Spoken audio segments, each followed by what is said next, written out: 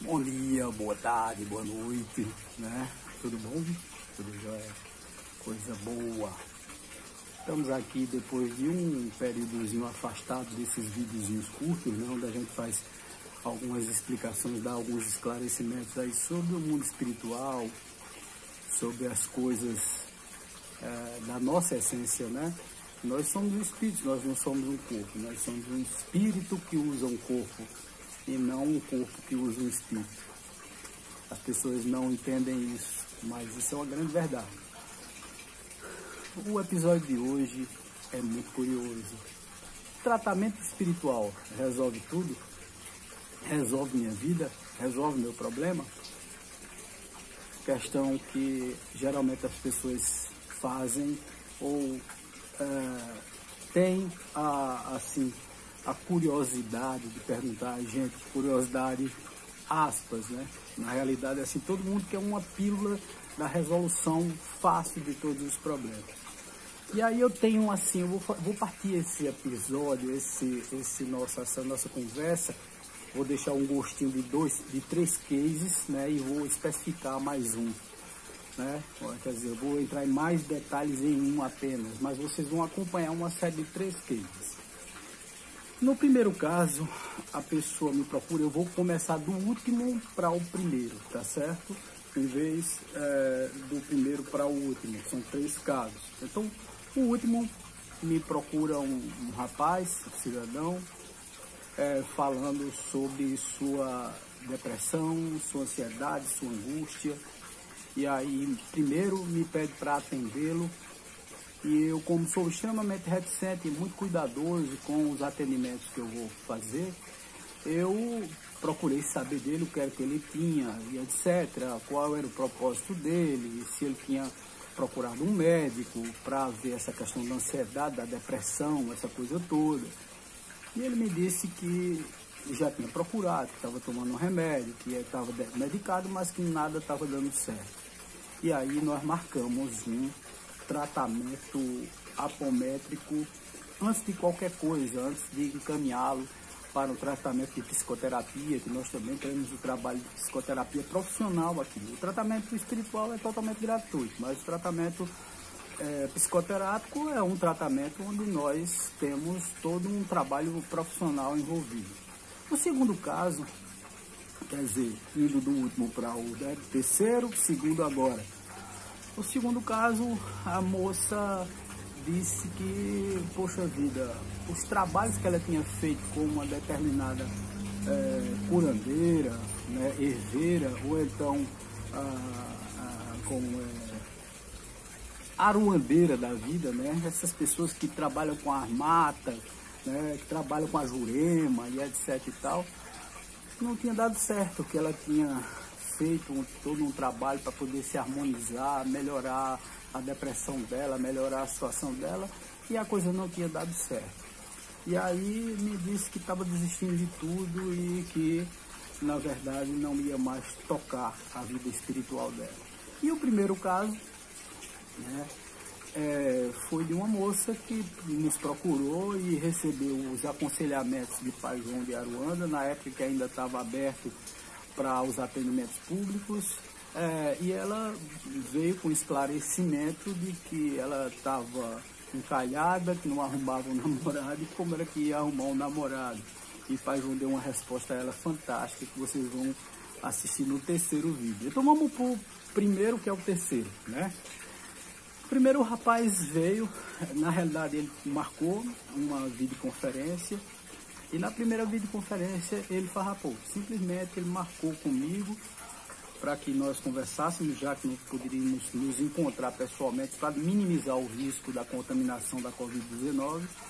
Marcamos um horário e nesse horário ele simplesmente não apareceu e passou 30 minutos e eu tive que sair da sala de reunião, o link que eu tinha aberto para ele, inclusive com muita procura, né, de muita gente procurando, né, etc e tal. E aí,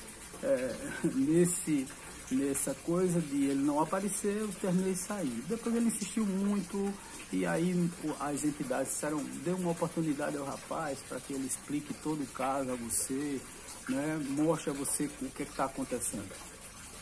E aí foi o que nós fizemos, né?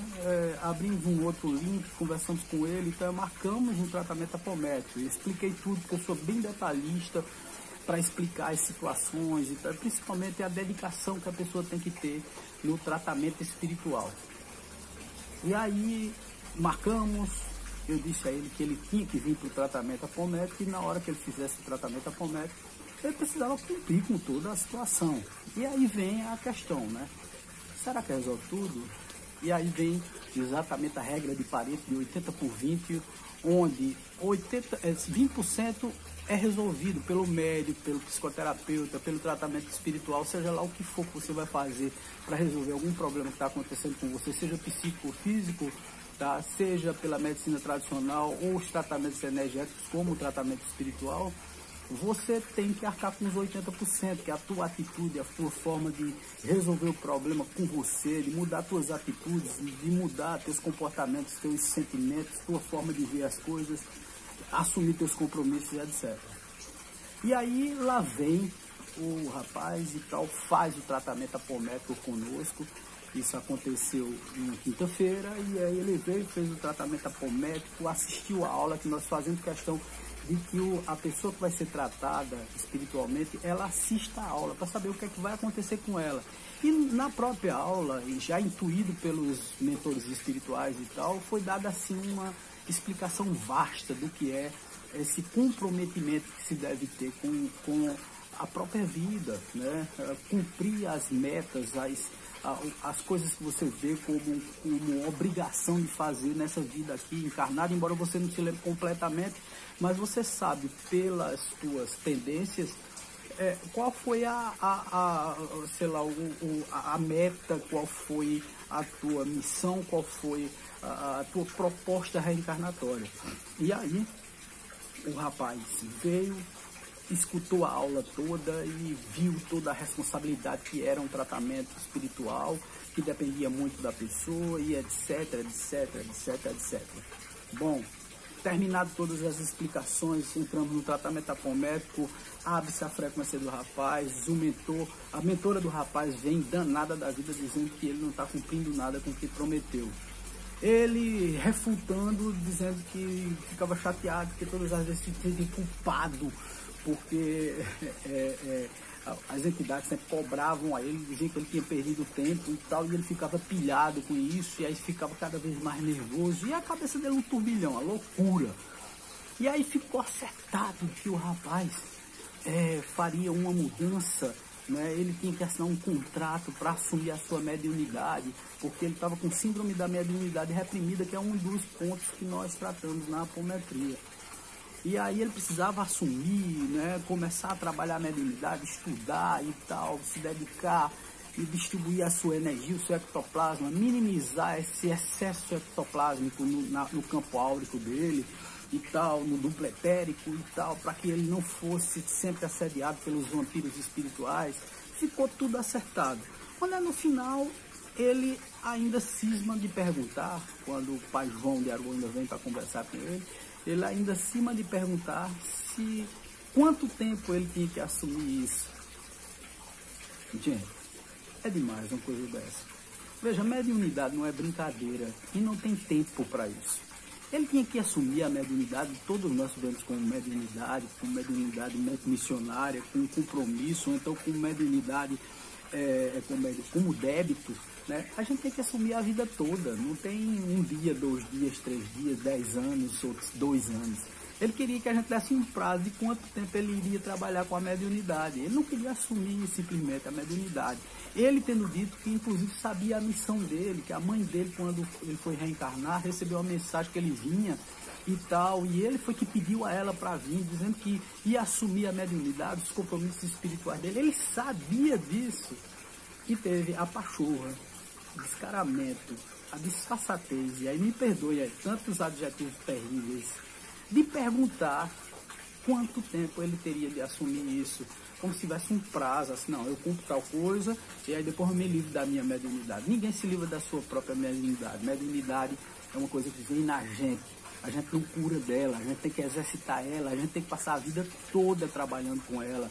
Não é só um dia, 2 dias, 10 anos, 20 anos, não, é a vida inteira. né? Esse compromisso é um compromisso que nós assumimos e, portanto, precisamos pegar essa batuta, levar essa história para frente. Não podemos abrir mão disso. E aí, cara, fica aquela sensação, porque aí Pai João de Aruanda veio, deu um descasque nele do tamanho do mundo, mostrou a ele que ele estava totalmente equivocado. E ele disse, não, desculpa, não foi isso que eu quis dizer, mas foi isso que ele quis dizer.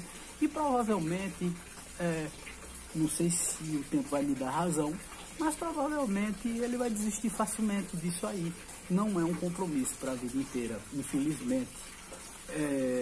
Quero estar extremamente enganado em relação a isso, mas tudo indica que provavelmente, como muitos, ele vai escapar, vai querer escapar do compromisso que tem com a mediunidade. Basta melhorar um pouquinho que o ser humano já começa a achar que está tudo resolvido. E mediunidade não se resolve, mediunidade se trabalha, mediunidade se dedica uma vida inteira para poder cumprir com ela e trabalhar com ela. É assim que funciona. Então, tratamento espiritual resolve tudo? Não, porque depende de você, depende do seu compromisso, depende da sua mudança de atitude, depende da sua mudança de sentimento, depende da sua reforma íntima, depende da sua remodelação interior. Se você não fizer isso, não vai resolver. Aguardem o caso 2, que traz para frente, né? Falamos do terceiro, vamos para o segundo no próximo vídeo. Beijo no coração, paz e luz.